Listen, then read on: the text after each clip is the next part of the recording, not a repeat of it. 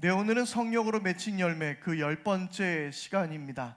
오늘은 중독의 세상에서 절제하기, 중독의 세상에서 절제하기라는 제목으로 이 시간 우리 하나님 말씀을 함께 나누도록 하겠습니다. 우리가 지난 성령의 열매들을 생각해 보게 될 때 모두 하나님의 성품 또는 하나님의 속한 것, 하나님께 관련된 것들이었습니다. 우리가 노래를 통하여서도 많이 배웠듯이 이제 좀 외울 때가 됐죠. 사랑, 기쁨, 평화, 인내, 친절, 선함, 신실, 온유, 이 열매들은 모두가 다 하나님께 속한 것들입니다. 그러나 오늘 우리가 함께 살펴보게 되는 이 절제의 열매는 하나님께 속한 것은 아닙니다. 하나님은 절제하실 필요가 없으신 분이십니다. 하나님은 조금의 악함도 없는 완전히 선하신 분이시며 거룩하시며 실수나 부족함이 없는 하나님은 완전한 분이신 줄 믿습니다. 심지어 그분의 넘치는 사랑조차도 절제하실 이유가 없으셨습니다. 만약 하나님이 우리에 대한 그분의 사랑을 자제하셨다면, 절제하셨다면 그 아들 예수를 십자가에 죽게 하시지 않으셨을 것입니다. 여러분, 그런데 하나님의 영이신 성령님께서 우리 안에 거하시는데 하나님께 속하지 않은 절제의 열매를 우리에게 맺게 하신다는 것, 이상하지 않습니까? 이것은 무엇을 의미하는 것일까요? 저도 곰곰이 한번 생각해 봤습니다. 하나님께 속하지 않은 이 절제, 우리는 어떻게 접근을 할 수 있을까? 그러나 이것을 우리가 함께 생각해 봤을 때 저는 지난 우리가 새벽에 함께 나누고 있었던 레위기의 말씀을 떠올릴 수 있었습니다. 바로 하나님의 거룩하심을 생각하면 그 절제가 어떠한 의미인지, 하나님께 속한 어떤 부분인지를 알 수 있습니다. 하나님께서는 죄로 깨어진 이 세상 속에서 하나님의 백성을 불러내셔서 그들에게 이렇게 명하셨습니다.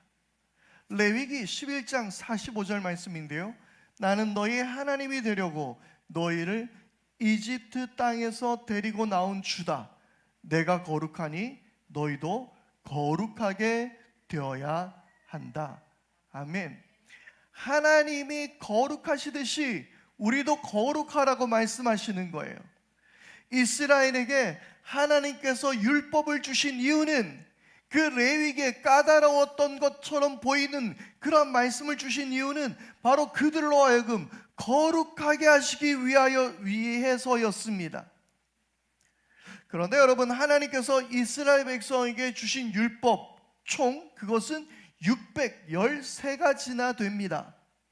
그런데 그 중에서 하지 마라, 금지에 관한 율법은 365개입니다. 바로 절반 이상이 금지 율법이라는 것이에요. 성경에 기록된 인류의 첫 범죄가 무엇이었습니까?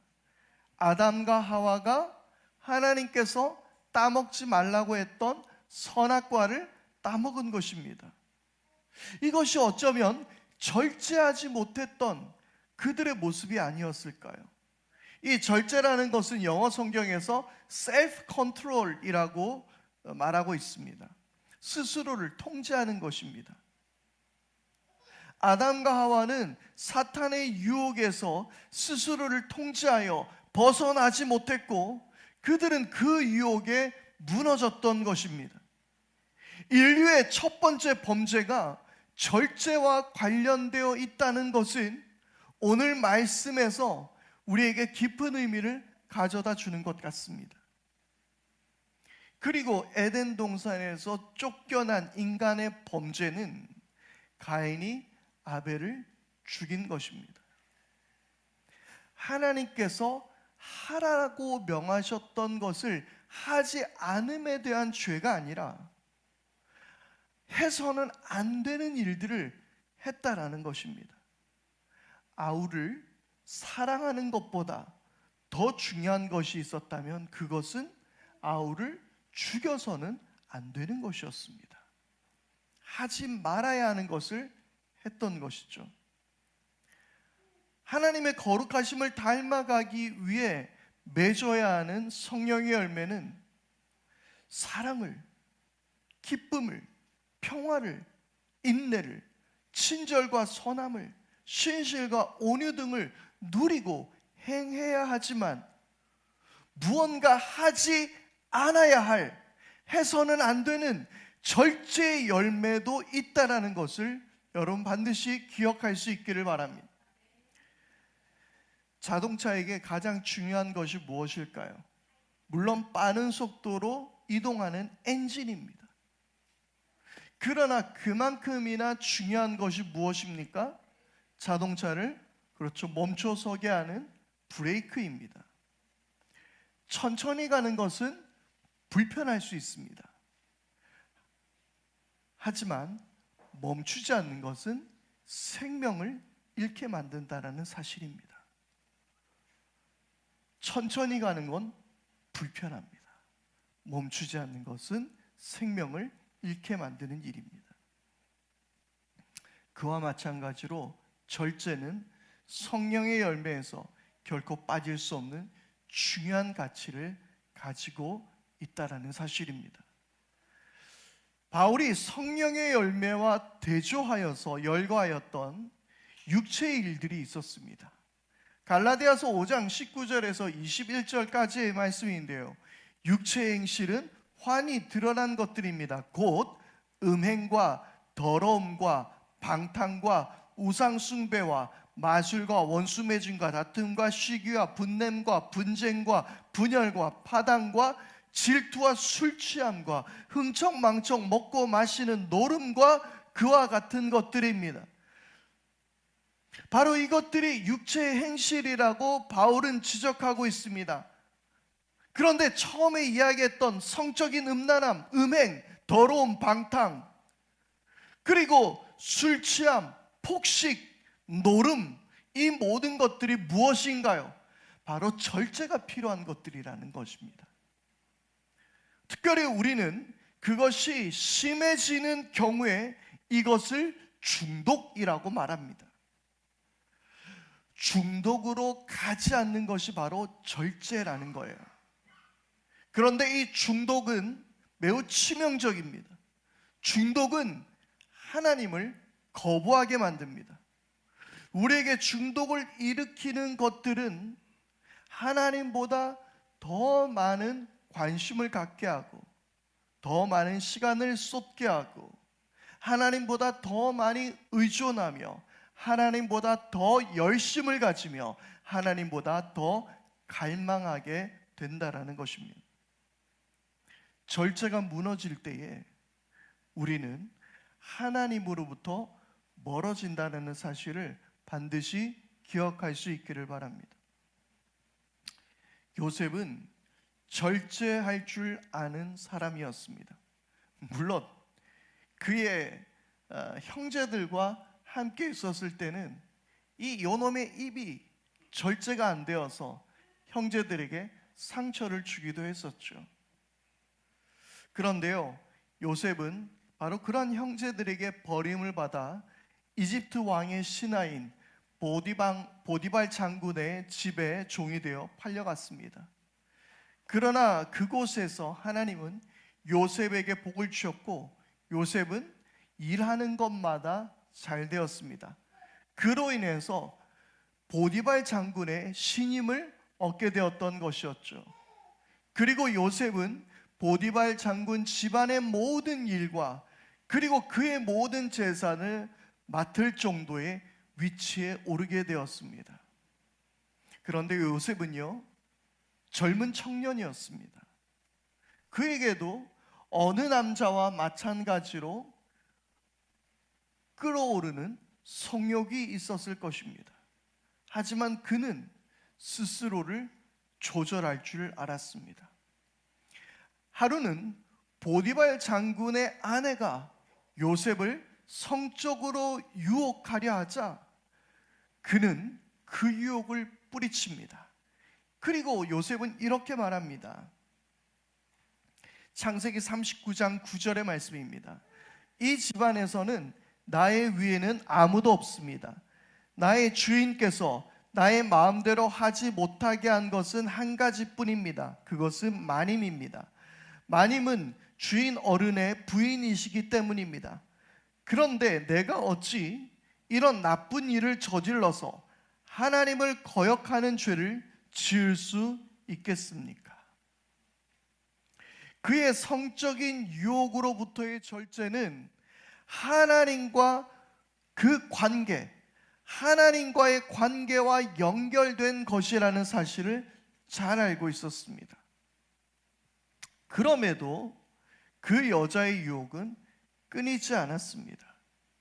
그리고 이 부분에 대해서 성경은 이렇게 기록하고 있습니다. 창세기 39장 10절입니다. 요셉이 이렇게 말하였는데도 주인의 아내는 날마다 끈질기게 요셉에게 요구해 왔다. 요셉은 그 여인과 함께 침실로 가지도 않았을 뿐만 아니라 아예 그 여인과 함께 있지도 않았다. 요셉은 스스로를 통제했습니다. 단호하게 유혹을 거절할 수 있었습니다.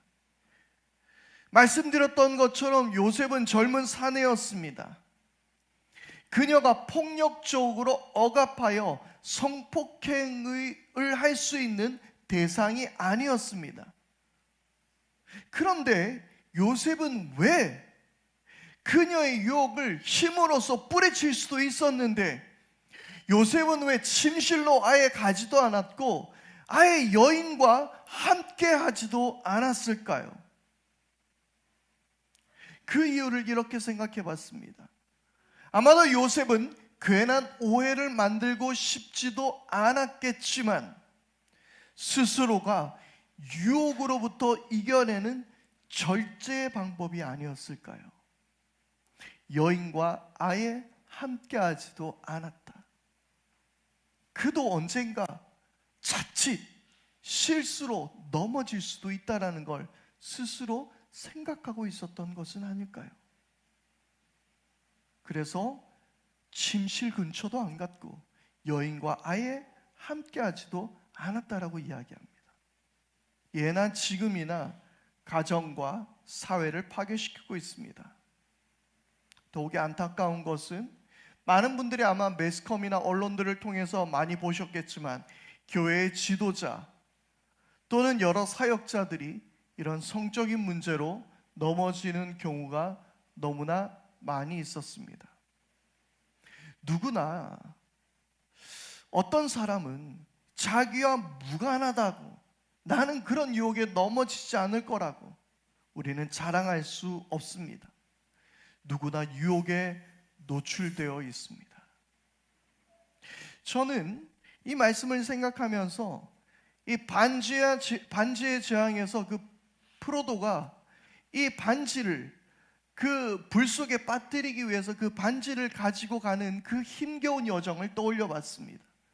그 반지를 꼈을 때에 그 반지의 강력한 유혹과 그 권력의 힘, 그 알 수 없는 힘이 그를 이끄는 것을 본 거예요.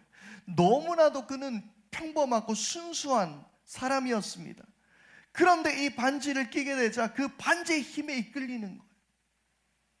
어느 누구나 자신할 수 있는 게 아니에요. 이 반지를 버리고 싶었지만 한번 껴보면 그 반지의 힘에 압도되는 것입니다. 여러분, 우리는 모두가 이런 성적인 유혹으로부터 우리는 압도될 때가 있다는 것입니다. 우리는 그것으로 이겨낼 수 있다라고 생각할 수 있는 것이 아닙니다. 요셉의 교훈을 통해 우리는 배워야 합니다. 유혹은 이기는 것이 아니라 피하는 것이라고 합니다. 그러므로 절제는 피하는 것입니다. 내 스스로를 컨트롤하고 피하는 것입니다. 유혹에 내 몸을 맡기지 말아야 합니다. 고린도전서 10장 12절의 말씀은 그러므로 서 있다고 생각하는 사람은 넘어지지 않도록 조심하십시오. 아멘. 그렇게 성경은 우리에게 말씀하고 있습니다. 하지만 그러나 이런 큰 문제가 아니라 하더라도 우리 많은 사람들은 모두 중독에 노출되어 있습니다. 21세기가 되면서 이 중독의 문제는 더 큰 사회 문제가 되었습니다. 특별히 현대 사회는 더 큰 불확실성과 그리고 스트레스를 가중시키게 되었습니다. 그러면서 여러 정신적인 문제를 낳았습니다. 그리고 이를 극복하기 위해 다른 것들을 의존하게 되면서 정서적인 탈출구로 그러한 것들을 삼게 되었습니다. 이것이 바로 중독으로 이어지게 되었던 것이죠. 뿐만 아니라 개인주의가 커져가면서 사회적인 관계가 축소되고 그러다 보니 정서적 결핍이 일어나게 되더라는 것입니다. 이런 문제 역시 중독으로 이어지게 되는 중요한 이유가 됩니다. 그리고 무엇이든지 간에 접근성이 커져버렸습니다. 디지털 사회가 되면서 과거에는 제한적인 여러 요소들이 다양한 매체들로 인해서 접근이 쉬워졌습니다. 우리가 많이 보아서 그 언론들을 통해서 보아서 아시는 것처럼 심지어 마약이나 성범죄 같은 것도 디지털 세상이 되면서 문제가 더 심각해져 가더라는 거예요. 모두가 접근하기가 쉬워졌던 것이죠. 그 외에도 우리가 잘 알듯 스마트폰이나 게임, 여러 미디어 콘텐츠, SNS 등 이것으로 인해 많은 사람들은 중독이 되어 빠져갑니다. 그런데 문제는 그러한 것들이 내 삶을 피폐하게 만드는 것 그 이상으로 하나님과의 관계를 끊어버리게 한다는 것입니다. 그리고 머지않아 그것들은 하나님을 대체하게 됩니다. 결국 하나님보다 더 높아진 우상이 되는 것입니다. 요셉이 만약 보디발 장군의 아내의 유혹에 넘어갔다라고 우리가 생각해 보십시다. 들키지만 않으면 아무런 문제가 생기지 않을 수도 있었습니다. 여전히 요셉은 총애를 받는 그 집의 종이 되었을 것입니다. 어떻게 보면 사실 유혹에 요셉이 넘어가지 않았기 때문에 요셉에게 닥친 어려움이 더 컸던 것 또한 사실입니다. 그는 보디발 장군의 총애를 받으면서 동시에 그의 아내와 은밀한 관계를 이어가며 그 아내를 통해서도 누리게 되는 여러 권력의 힘이 있었을 것 같습니다. 오히려 더 편안한 삶을 살지 않았겠습니까? 나름대로의 쾌락과 어느 정도의 권력을 그는 손에 쥘 수 있었을 것입니다. 그러나 중요한 것은 만약 그가 보디발 장군의 아내의 유혹에 넘어갔더라면 그는 하나님을 잊었을 것입니다. 그리고 형제들도 잊어버리며 그의 아버지 야곱조차도 잊었을 것입니다. 절제하지 못하는 삶은 중독의 심각한 문제는 그것입니다.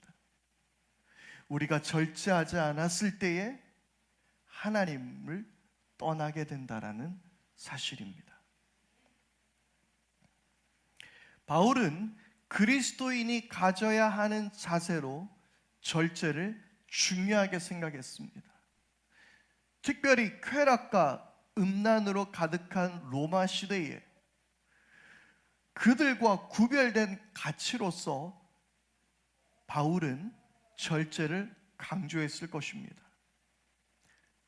바울은 복음을 전하는 자에게 하나님께서는 이러한 영을 주셨다라고 말씀하고 있습니다. 디모데후서 1장 7절입니다. 하나님께서는 우리에게 비겁함의 영을 주신 것이 아니라 능력과 사랑과 절제의 영을 주셨습니다. 아멘. 하나님께서 주신 성령 안에서 능력과 사랑을 갖게 하셨을 뿐만 아니라 절제를 하게 하신 것입니다. 또한 바울은 예수의 복음을 전하면서 동시에 이러한 것도 전했는데요. 사도행전 24장 25절에 바울이 벨릭스 총독에게 이렇게 전했습니다. 바울이 정의와 절제와 장차올 심판에 관해서 말할 때에 벨릭스는 두려워서 이제 그만하면 되었으니 가시오, 기회가 있으면 다시 당신을 부르겠소 하고 말하였다. 바울은 복음을 전함과 동시에 예수를 믿는 믿음에 관해서 이야기할 뿐만 아니라 정의와 절제 그리고 심판을 이야기했던 것입니다. 바로 절제하지 않고 욕망을 분출하는 로마 권력을 향한 경고였을 것입니다. 그만큼 이 절제는 이 세상을 살아가는데, 그리스도인으로서의 살아가는데 중요한 가치를 바울은 계속해서 강조하고 있었던 것입니다. 그리고 오늘 우리가 함께 읽었던 말씀을 보게 될 때에 복음을 증거하는 그의 삶을 그렇게 표현했던 것입니다. 경계에 나서는 사람은 모든 일에 절제를 합니다. 그런데 그들은 썩은 월계관을 얻으려고 절제를 하는 것이지만 우리는 썩지 않을 월계관을 얻으려고 하는 것입니다. 27절에 나는 내 몸을 쳐서 굴복시킵니다. 그것은 내가 남에게 복음을 전하고 나서 도리어 나 스스로 버림을 받는 가련한 신세가 되지 않으려는 것입니다. 아멘. 경기에 나서는 사람조차 우승을 위해서 절제를 합니다. 최근에 와서 제 자랑은 아니지만 다시 한번 달리기를 해보려고 지금 한 번씩 뛰고 있습니다. 그런데요, 이 달리기를 할 때 특별히 그 단거리가 아닌 긴 거리를 달리고자 할 때 제일 필요한 것이 있다면 그것은 아마 절제일 것 같습니다. 자기를 컨트롤하는 거예요. 너무 빨리 달려도 안 됩니다. 또한 쉬고 싶다고 쉬어도 안 됩니다. 계속해서 절제를 해야 됩니다. 또 뿐만 아니라 먹는 걸 절제해야 됩니다. 얼마 전에 제가 열심히 달리기를 하고 있는데 저는 나름대로 제가 그래도 경주 마라톤 대회에 나갔던 사람이 아니겠습니까? 그러다 보니까 저에게는 이 마라톤을 할 수 있는 그런 나름대로의 장비가 있습니다. 특별한 건 아니지만 그냥 바지, 그다음에 티셔츠, 그리고 또 휴대폰은 여러분 아시죠? 달리기 하는 사람은요 주머니 같은 데 넣어 다니지 않습니다. 아주 걸거치거든요. 네, 좀 달려봤어요. 제가 압니다. 그래서 허리 세게 한다든지 아니면 그 암밴드에 휴대폰을 넣고 달리게 됩니다. 그리고 머리에는 이제 땀을 흘리지 않도록 헤어밴드를 하고 굉장히 중무장을 하고 달립니다. 신발도 나름 러닝화입니다. 오랜 이렇게 달릴 수 있는 그런 신발입니다. 그랬는데 제가 막 달리고 있는데 옆에 한 청년이 저를 앞질러 가는 거예요. 근데 그 청년 보니까 대충 그냥 청바지 입고 그냥 폴로티 입고 그렇게 달리고 있는 거예요. 제가 속으로 이야기했습니다. 자신 있게 달리지만 아이고 저 안 달려봤구만. 저러다가 곧 이제 지쳐서 그만두게 될 거야 하고 이제 달리고 있었습니다. 웬걸? 또 나를 또 추월해 가는 거예요. 그래, 2바퀴 정도는 달릴 수 있지. 달리고 있는데 또 저를 추월하는 거예요. 제가 끝날 때까지 계속 달리더라고요. 제 스스로 이렇게 위안했습니다. 첫 번째, 제가 젊구나. 젊어서 저럴 나도 저 나이 때는 저럴 수 있었을 거야. 그런데 숨길 수 없는 그 한 가지가 있었습니다. 굉장히 날씬한 거예요. 저거였어. 몸으로 잘 달리기 위해서는 체중을 줄여야 하는 거예요. 체중을 줄이지 않으면 무릎도 아프고요, 오만 곳이 다 아픕니다. 근데 중요한 것이 있다면 이 바로 달리는 것에 있어서 철저하게 자기 관리를 해야 한다는 것입니다. 여러분, 경기에 나서는 사람조차, 그런 잘 달리고 있는 사람조차 우승을 위해서 절제합니다. 그런데 우리는 썩지 않을 영원한 우승을 위해서 달립니다. 우리는 영원한 곳을 바라보며, 우리는 썩어지지 않을 영원한 그 아름다움을 바라보며, 우리에게 주어진 금메달보다 더 값진 것을 바라보며 달리는 사람들인 줄 믿습니다. 바울은 그런 자기 자신을 내 몸을 쳐서 굴복시킨다라고 말합니다. 절제보다 더 강한 자기 통제를 말하는 것이에요. 굴복시킨다라는 단어는 헬라어로 노예를 삼는다라는 의미가 있는 단어입니다. 내 몸을 때려서 노예처럼 나를 통제시킨다라는 말이에요. 그런데 왜 그렇게 합니까? 다른 사람들에게 복음을 전하지만 정작 자신은 욕망에 따라 살다가 버림받으면 안 되기 때문입니다. 어쩌면 저를 포함한 많은 기독교 지도자들이 들어야 하는 말이 아닐까 생각해 봅니다. 모든 것에 절제하지 않으면 무너지기 쉬운 위치이기 때문에 그렇습니다. 그거는 사실 목회자뿐만 아니라 이 다름질을 하는 우리 모두에게도 마찬가지입니다. 디모데전서 3장에서 또한 바울은 교회 지도자의 자격에 대해 기록할 때도 바로 이 절제의 모습을 이야기하고 있습니다. 여러분, 그토록 우리의 신앙생활이라는 것은 절제를 이루는 삶과 떨어져 있지 않습니다. 너무나 중요한 가치라는 것을 오늘 말씀을 통해서 우리는 보게 되는 것 같습니다. 그러면 절제의 삶을 살기 위해 우리는 어디 수도원에 다 같이 들어가야 하는 것일까요? 실제로 과거 3세기에 사막으로 가서 청빈과 금욕의 삶을 살았던 사람들이 있었습니다. 이는 곧 수도원 운동으로 이어지기도 했습니다.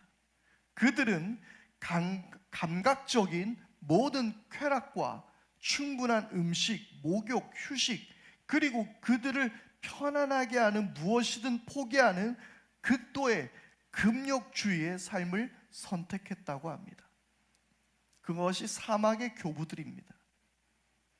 그럼 우리도 그러해야 될까요? 어디 산속에 들어가야 될까요? 우리도 스마트폰 다 버리고 넷플릭스 다 끊어버리고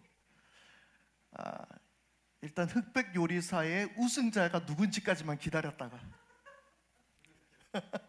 넷플릭스도 끊어버리고 인터넷도 안 되는 산골로 들어가야 하는 것일까요? 물론 그것도 방법이 될 수 있을 것 같습니다. 하지만 우리는 이 절제라는 헬라어 단어 속에서 답을 찾아야 할 것 같습니다.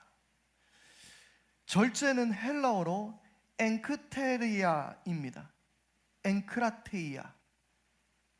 이 엔크라테이아라는 말은 무엇 안에라는 엔이라는 단어와 권세를 뜻하는 크라토스의 합성어입니다.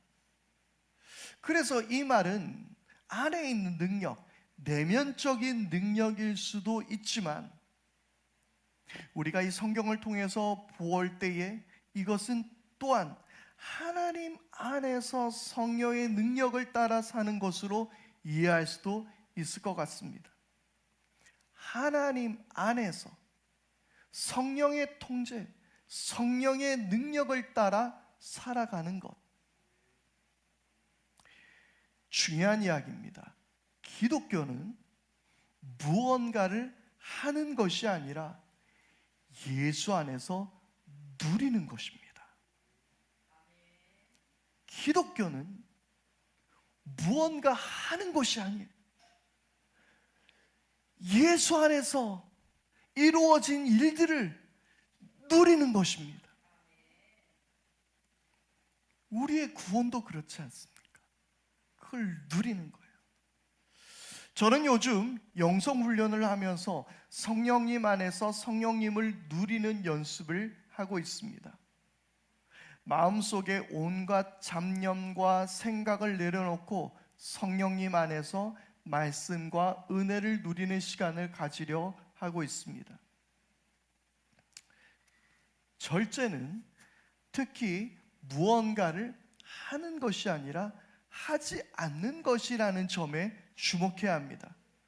그것은 성령 안에서 내가 애써 무언가를 하려는 것보다 내 통제를 내려놓고 내 뜻을 내려놓고 내 모든 관심을 내려놓고 내가 사랑했던 것들을 내려놓고 그분께 귀를 기울이고 그분을 누리는 것, 저는 그것이 절제라고 생각합니다. 특히 우리는 수많은 중독에 노출되어 살아갑니다. 너무나 많은 세상의 소리와 미디어의 세상 속에서 우리는 살고 있습니다. 절제는 바로 이러한 세상 속에서 성령님께 더욱 집중하고 성령님을 누리는 것입니다. 사랑, 기쁨, 평화, 인내, 친절, 선함, 신실, 그리고 온유는 때로는 우리가 하기 싫어도 억지로 애써서 해야 할 때가 있습니다. 우리는 지난 나눔 시간들을 통해서 그렇게 살아내려고 애쓰는 성도들의 이야기를 나누었습니다. 온유한 사람이 되기 위해서, 친절한 사람이 되기 위해서 우리는 얼마나 많은 애를 써왔습니까? 그것도 필요합니다. 그러나 절제는 애쓰는 것이 아니라 성령님께 내 통제를 내어드리고 그분을 누려야 하는 것입니다.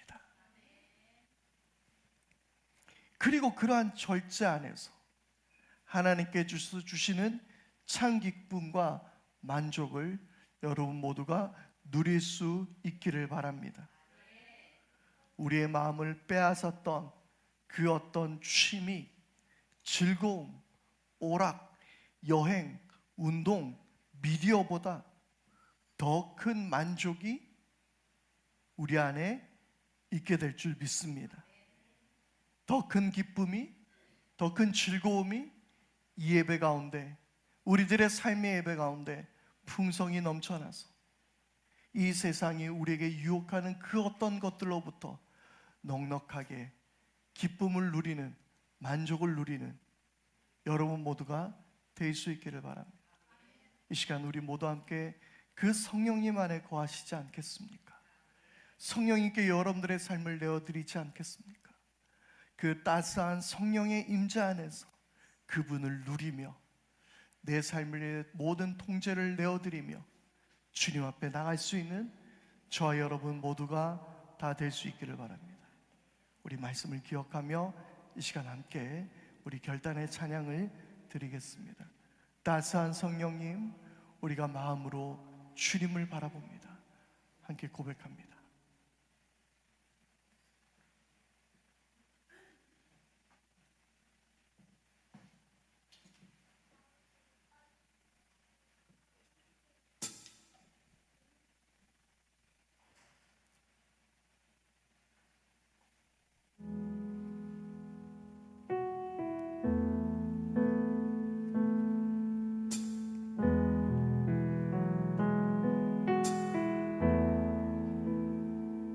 따스한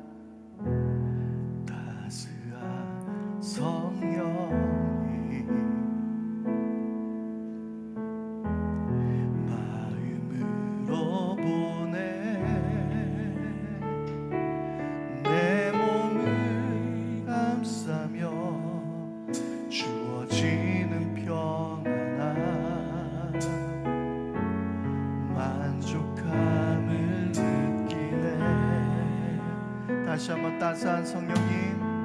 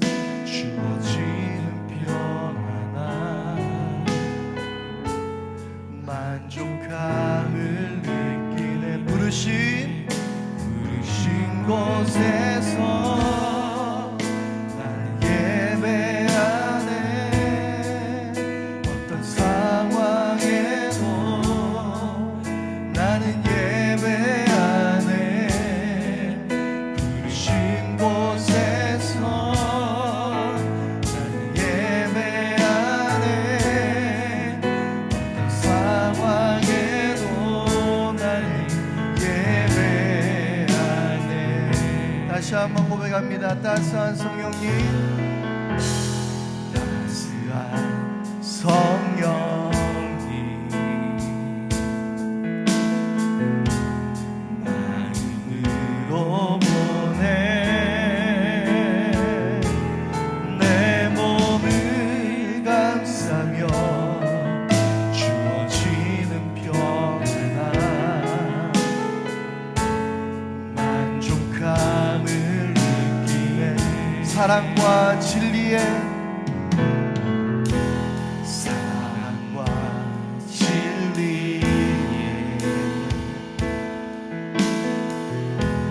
한주 깊이 보내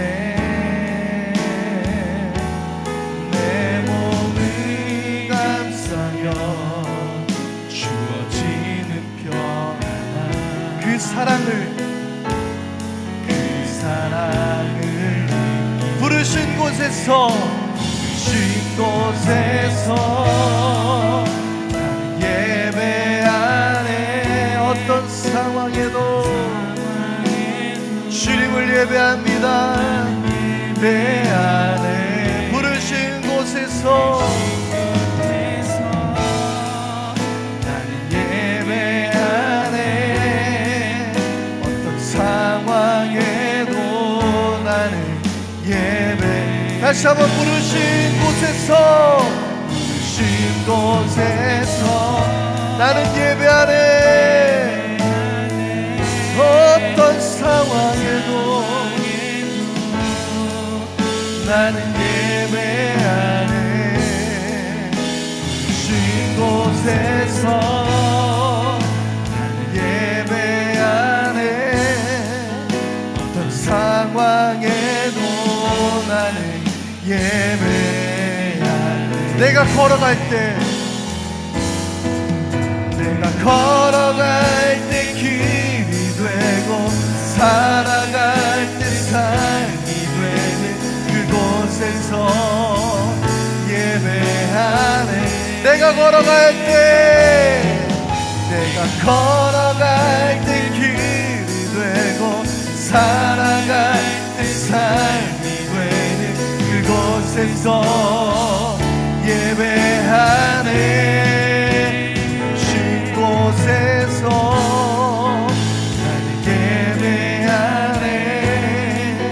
어떤 상황에도 나는 예배하네. 나는 예배하네. 어떤 상황에도 나는 예배하네. 여러분, 우리가 어떤 상황에도 예배한다는 것은 하나님 앞에 우리의 모든 것을 내어드리고 엎드리는 것, 하나님의 통제를 우리가 받기를 원하는 것들입니다. 바로 절제는 그런 하나님의 일을 예배하는 삶으로 이어져 가게 만듭니다. 성령 안에서, 성령님의 통제 안에서 성령님을 누리십시오. 그리고 하나님을 예배하십시오. 여러분, 이것이 우리로 하여금 이 중독의 세상에서 이기게 하는 능력인 줄 믿습니다. 우리 다 같이 함께 성령님을 누리게 하옵소서. 함께 기도하며 나가겠습니다. 아버지 하나님, 우리가 이 수많은 미디어와 우리 땅의 수많은 우리들을 유혹하는 많은 것들, 성적인 것들, 그리고 우리의 폭식, 또한 아버지 술 취함, 그리고 우리의 많은 취미 활동들, 우리의 수많은 인생의 갖가지 미디어들, 이 모든 것들을 우리를 무너뜨리고 하나님으로부터 멀어지게 만듭니다. 하나님으로부터 더 의존하게 만듭니다. 주님, 우리가 이 모든 것들로 우리가 벗어나 성령님과 온전하게 삶을 누리게 하여 주십시오. 성령님과의 깊은 교제 안에서 우리의 모든 통제를 내려놓고 성령님의 다스림 안으로 들어가게 해주십시오. 우리가 성령님의 따스함을 누리게 하여 주십시오. 그곳에서 우리가 하나님을 예배하기를 원합니다. 하나님을 바라기를 원합니다. 하나님 앞에 엎드리며 하나님께서 나를 다스리시기를 바라기를 원합니다. 세상이 줄 수 없는 기쁨과 만족함이 주님 우리 가운데 있게 하여 주시고, 오직 우리가 이 모든 것들로부터 자유하며 성령님을 누리게 하여 주십시오. 우리로 하여금 철저히 열매를 맺게 해주십시오. 주님 우리와 함께 하여 주시고 성령으로 충만하게 하여 주시옵소서. 하나님, 이 세상의 많은 것들은 우리를 유혹합니다. 우리를 넘어뜨립니다.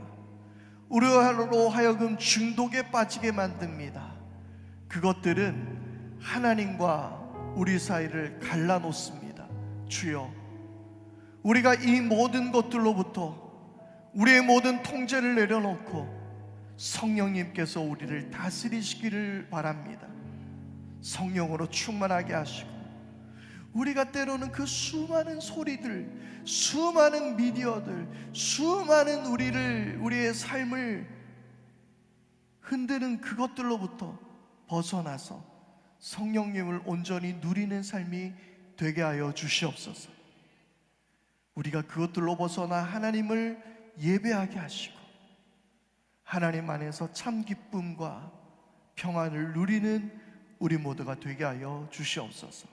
말씀 앞에 결단하며 사도신경으로 우리의 신앙을 고백하오니, 나는 전능하신 아버지 하나님, 천지의 창조주를 믿습니다.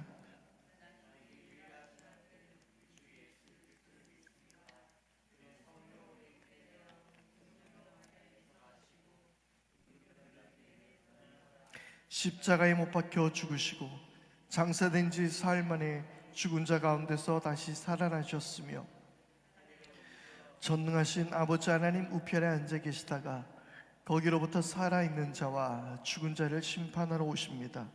나는 성령을 믿으며 거룩한 공교회와 성도의 교제와 죄를 용서받는 것과